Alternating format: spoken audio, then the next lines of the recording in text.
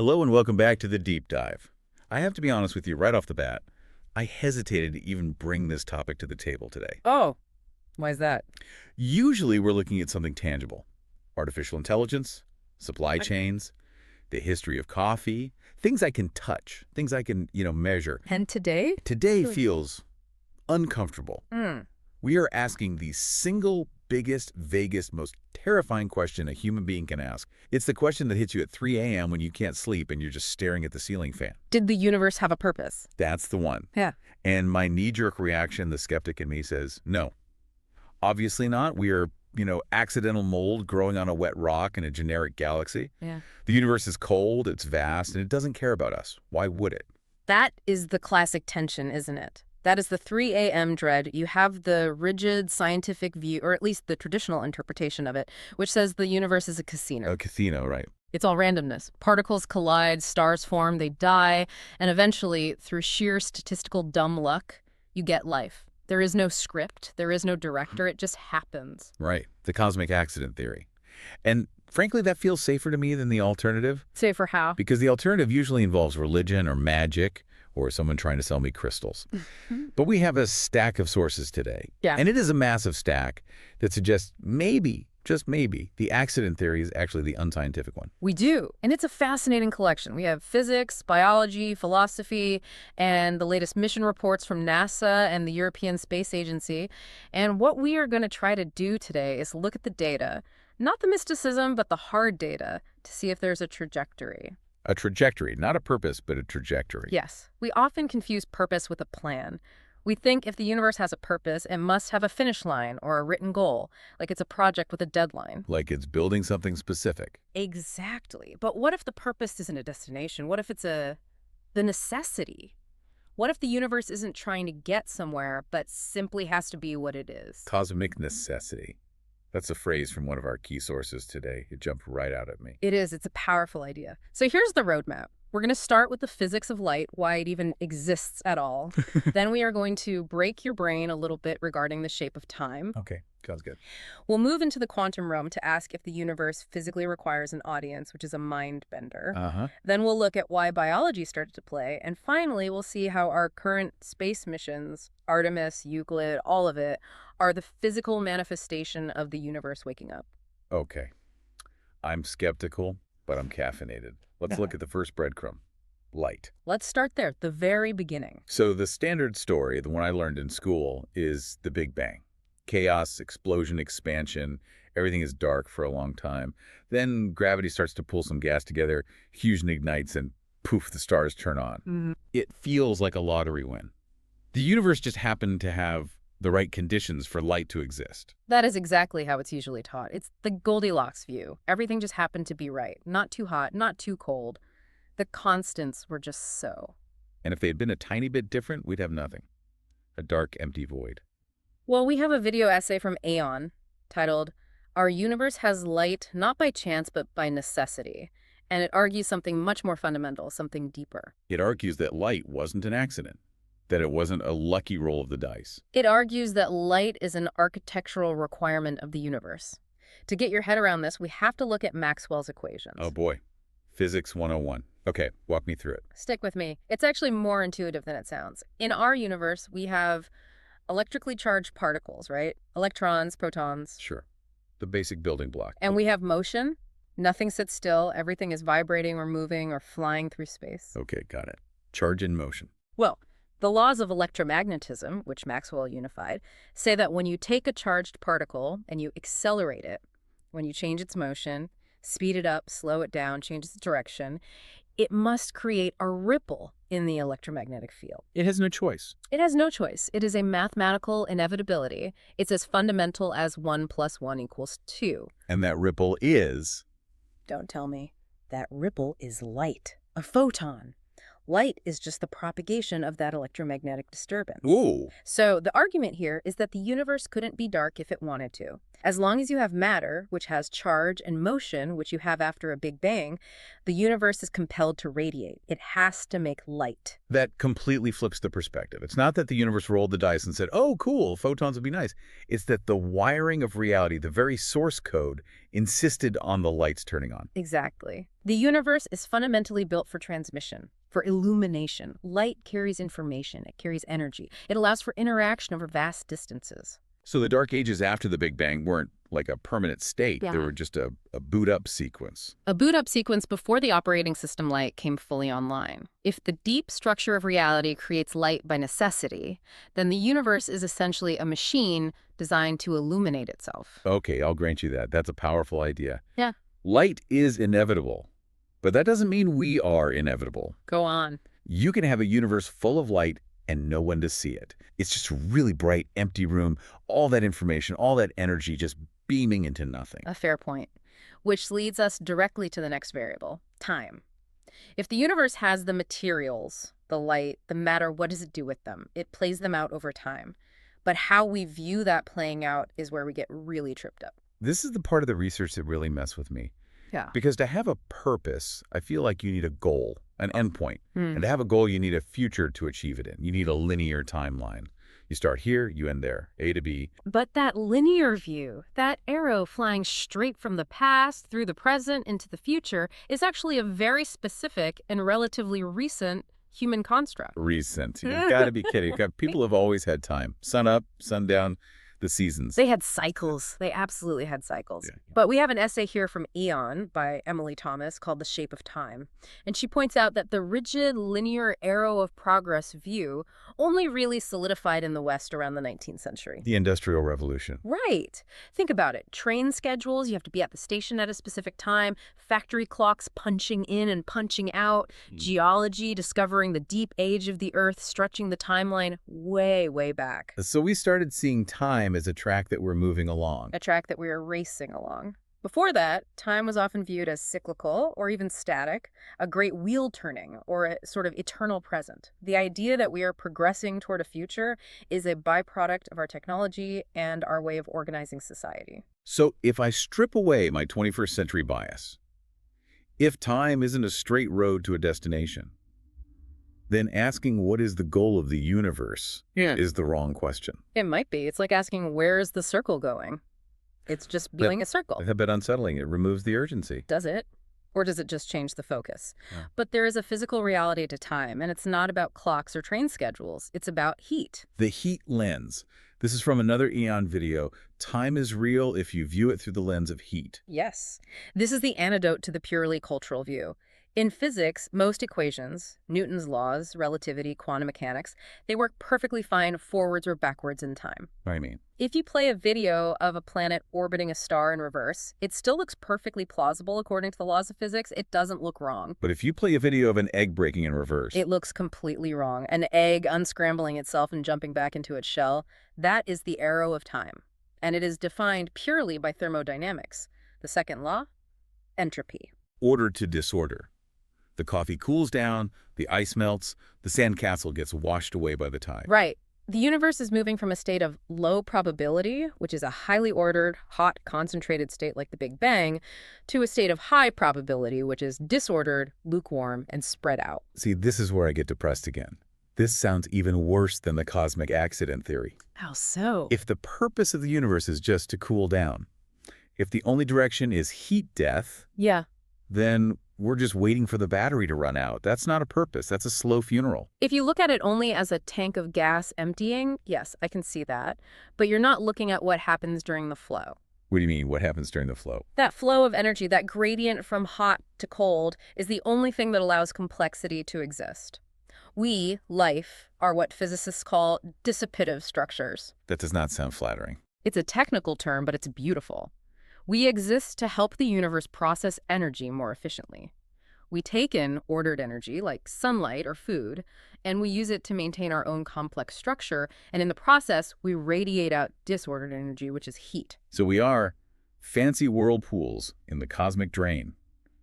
Helping the water go down faster. In a purely physics sense, yes. But look at how unbelievably complex those whirlpools have become.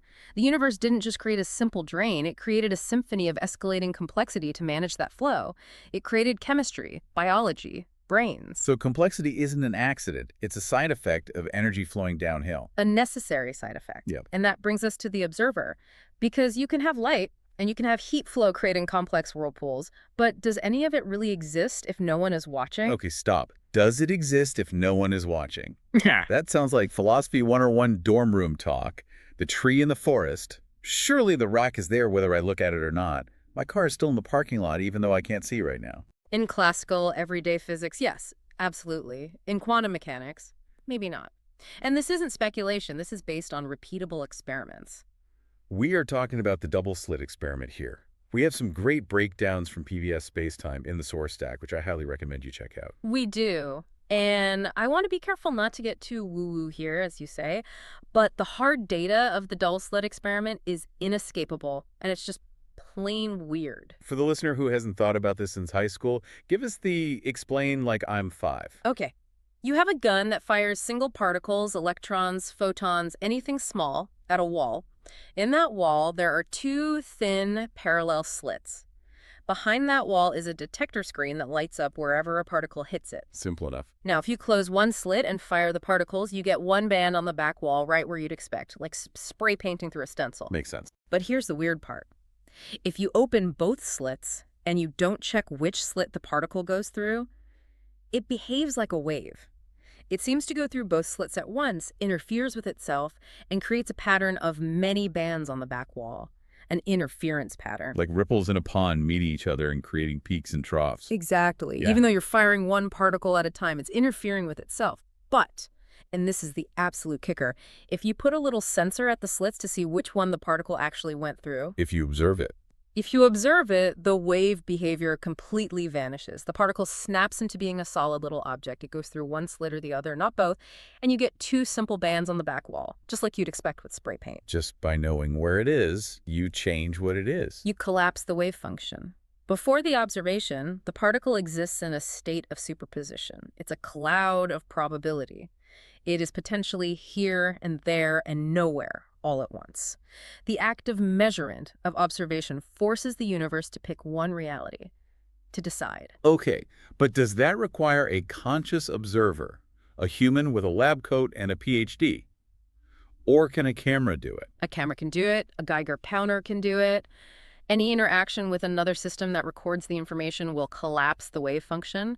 But then who or what looks at the data from the camera? A person. Ultimately, the chain of measurement seems to end in a conscious mind that registers the result. This is where it gets philosophically messy and physicists disagree, but it's unavoidable. This connects to Schrödinger's cat, the famous thought experiment. The famous cat in the box, yeah. The cat's life is tied to a quantum event, so until you open the box and look, the cat is in a superposition of being both alive and dead simultaneously. It's a metaphor for that cloud of probability. The universe remains a maybe until something forces it to be a definitely. So let's play with this. Let's run with it. If the universe needs an observer to resolve probability into reality, could that be the purpose? It's a theory, sometimes called the biocentric universe theory, put forward by people like Robert Lanza. The idea that the universe didn't evolve life by accident. It evolved life because it required an internal mechanism to collapse its own wave functions and become definite. It needed eyes. It needed a witness.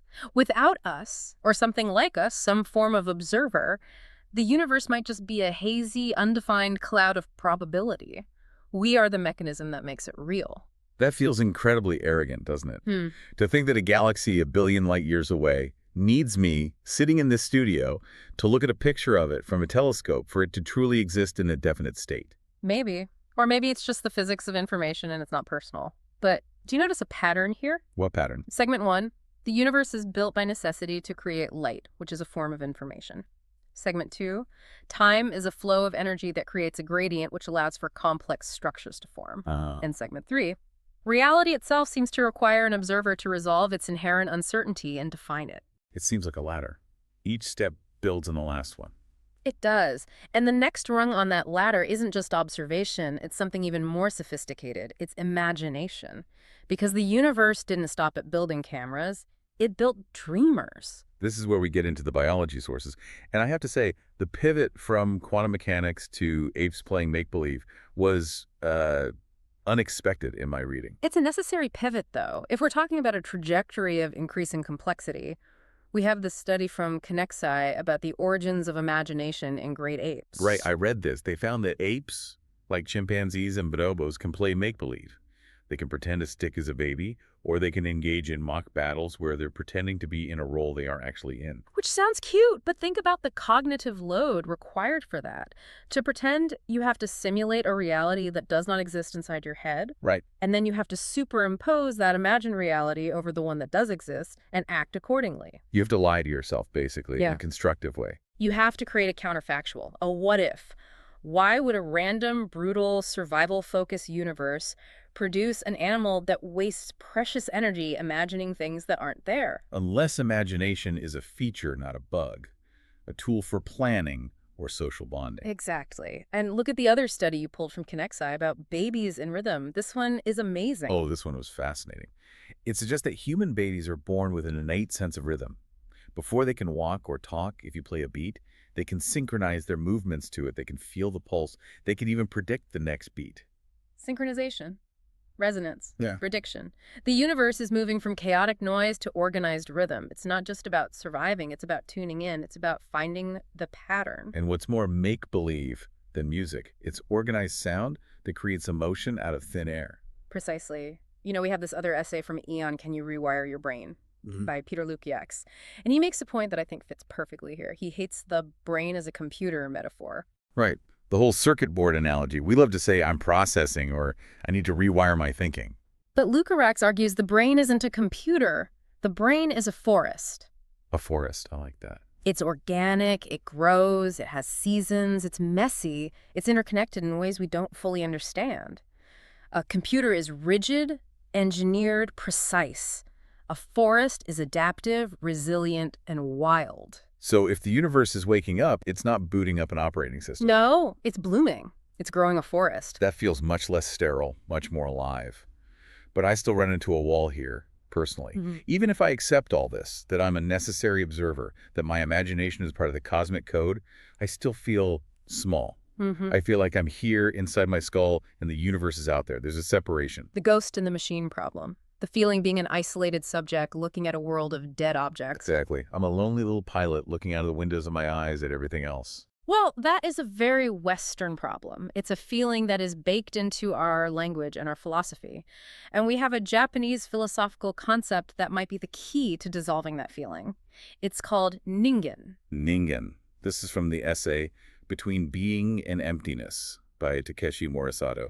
I struggled with this one a bit. It's a different way of seeing. In the West, our foundational idea of a person comes from Descartes. I think, therefore I am.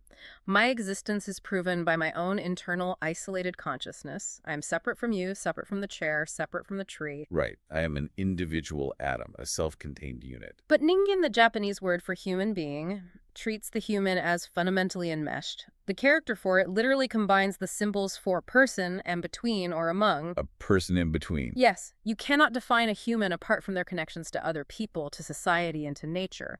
Who you are is a product of your relationships. You don't exist in a vacuum. So I am not a standalone unit. I am a node in a network. You are the network.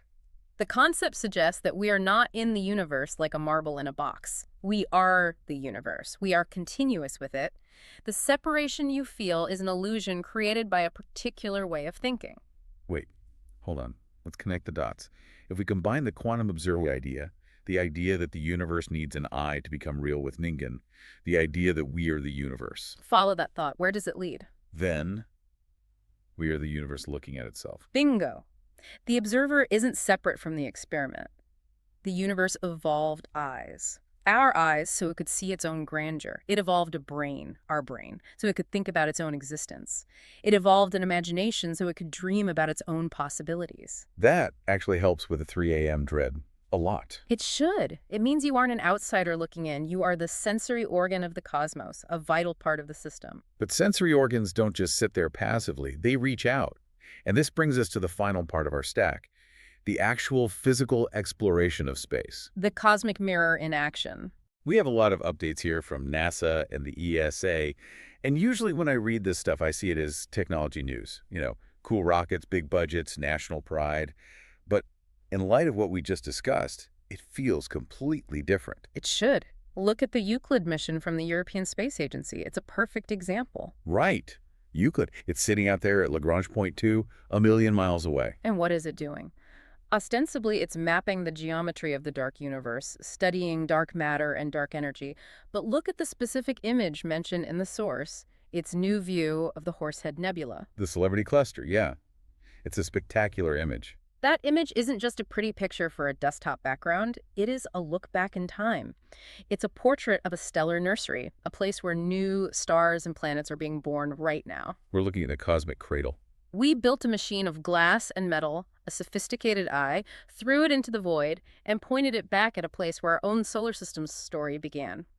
We are literally looking at our own baby photos. That's the universe engaging in self-reflection. Deep self-reflection. And then we have the human element. NASA's SpaceX Crew 12 is targeting a launch for February 12th. Right, and Sophie Ednott from the ESA is training for her first space mission. And look at the mission parameters for these flights. They aren't just going for a joyride. A key part of their research is studying adaptation to altered gravity. That sounds dry, but think about what it means. We are biology that evolved for 1G gravity. We are glued to this rock. Now, we are consciously trying to hack our own biology to leave the cradle, to survive somewhere else. It's the universe's consciousness learning how to inhabit new parts of itself. It's learning to walk. And Artemis is the destination. Forging new frontiers, that's the NASA tagline. They are training for Artemis II right now. The goal is the moon and then Mars. But why? That's the big question the NASA source asks. Why go to space? People always debate the cost. And the answer they give is usually curiosity or discovery or technological spin-offs. But let's reframe that using our conversation. If we are the universe, then that curiosity isn't just a human quirk. It's a cosmic imperative. It is gravity in reverse. Gravity pulls matter together into clumps. Curiosity pulls consciousness outward to explore. It's the universe's own drive to know itself. The source also mentions the spirit of discovery regarding America's 250th birthday, Freedom 250. Now, that could just be seen as patriotic marketing. It could be, but the sentiment, expanding the frontier, is deeper than any one nation. It's a species-level drive. It's the inherent restlessness of complex systems. It's the drive to not be contained, to not be static. Because if you are static, You succumb to entropy, you reach equilibrium, you cool down, you die. so exploration is the fight against death. In a very real sense, exploration is the fight against the heat death of the universe. As long as we're expanding, learning, and connecting, we are generating complexity. We are keeping the lights on. I want to go back to the ESA update about the Ariane 7 launcher for a The second. heavy lifter. The source mentions it's preparing for its first launch with 4 boosters. That's just raw power. It's fire and noise and brute force. It's easy to see that as a destructive, violent act. But in this context, it's the energy required to break the bond. Gravity is a harsh mistress. To get off the rock, to take the next step, you need fire. It's the cosmic necessity again. If you want to wake up, you eventually have to get out of bed. Ariane 6 is the universe flexing its muscles to get out of bed. so let's try to pull this all together. Let's trace the whole arc because we have covered a lot of ground. We have. Let's do it. We started with the physics of light. It's not an accident. It's a built-in necessity. The universe is wired for illumination and information transfer. Check. We move to time. It's not a simple linear calendar. It's a flow of energy, a thermodynamic gradient that creates the opportunity for complexity to arise. Check. Whirlpools in the stream. We looked at the quantum observer. The universe, at its most fundamental level, might physically require a witness to collapse probability into a definite reality. A consciousness to collapse the wave. Yes. Then we looked at biology. The rise of imagination in apes, rhythm in babies. The universe isn't just surviving, it's playing, it's dreaming, it's dancing. It is simulating possibilities. It's growing a forest, not building a computer. We used the Japanese concept of ningen to dissolve the wall between ourselves and the cosmos, to realize We aren't separate from the show. We are the show. We are the universe experiencing itself. And finally, exploration. With missions like Euclid and Artemis, we are physically extending our senses and our consciousness outward, looking in the cosmic mirror. So let's ask it again. Did the universe have a purpose? If you are looking for a sticky note on the side of the Big Bang that says, make humans and have them invent coffee, then no, that's the old linear view. That's the script. Wow.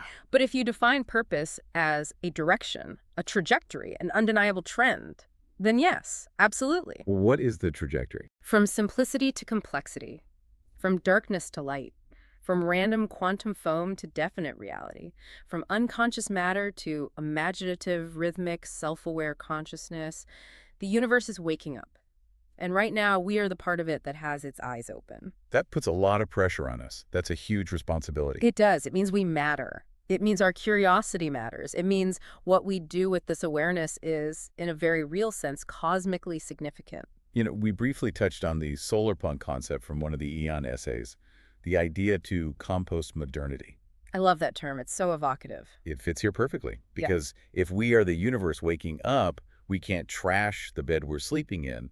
We can't destroy the very systems that produced us. Exactly. Solar punk is the realization that technology, our rockets, our AI, our telescopes, isn't the enemy of nature. It's the next stage of the evolution of nature. We are the universe's way of gardening itself. Il faut cultiver notre jardin, Voltaire. We must cultivate our garden. We must cultivate our garden. Whether that garden is the planet Earth, or a future base on the moon, or just the forest of your own mind. That brings me back to the brain as a forest metaphor. From Peter Lukács. Yeah. If my brain is a forest, and your brain is a forest, then this conversation, this deep dive, is the mycorrhizal network. The root systems connecting beneath the soil, sharing nutrients. That sounds incredibly cheesy, but I really like it. It is the wood wide web. Okay, you lose points for that pun. Yeah. But the point stands. This connection, us talking, and you, the listener, listening, this is the mechanism. This is part of the process. It is. We are increasing the resolution of the universe's self-awareness. Every time you learn something new, every time you make a new connection between ideas, the universe sees itself a little more clearly. And that solves the loneliness, the existential dread. It does. We often look up at the night sky and ask, are we alone? But if we are the universe, then as long as we have each other, as long as we are connected and communicating, the universe is never lonely. We are the company it keeps. That is a massive thought to carry through your wind. It's better than the 3 a.m. panic, isn't it? Much, much better. Yeah. It makes me want to go learn something new, or at least go watch that Euclid video again with this new perspective. Go look at the Horsehead Nebula. Look at it knowing that you are looking at yourself, at your own cosmic family album. I will.